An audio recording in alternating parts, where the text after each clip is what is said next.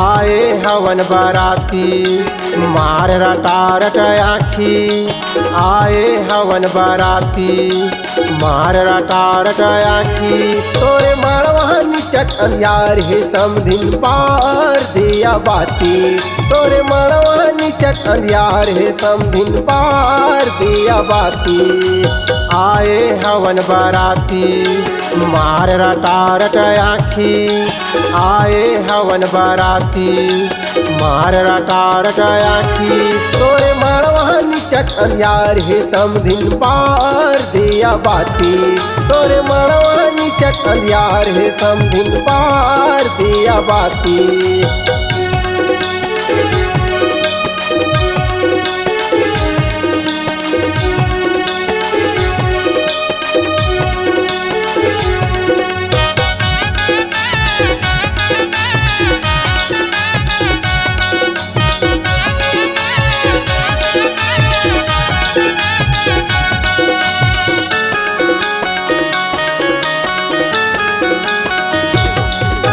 सुरेश कुमार पाटले के बेटारी की राम पाटले के नाती।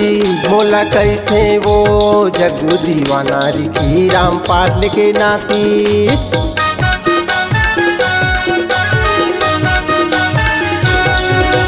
सुरेश कुमार पाटले के बेटारी की राम पाटले के नाती।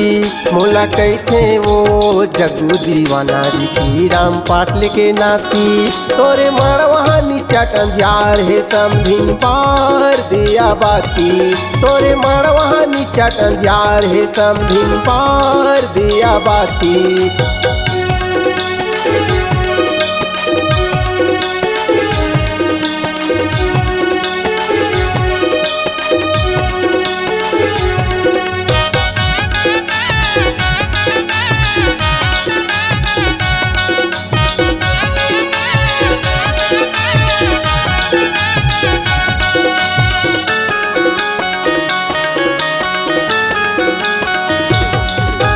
बाजत है डीजे आगे बराती समधिन तोरे अंगना।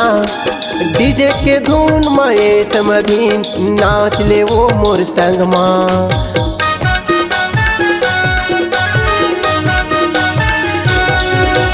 बाजत है डीजे आगे बराती समधिन तोरे अंगना।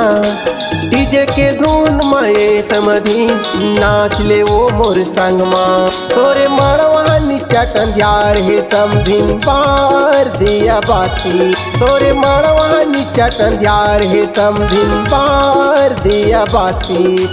आए हवन बाराती मार रटारट आखी।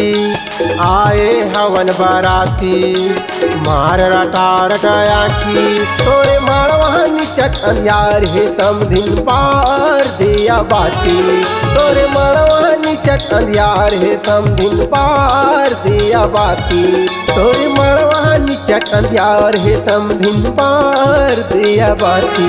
तोरे मड़वानी चट अंधियार हे समधिन पार दिया बाती।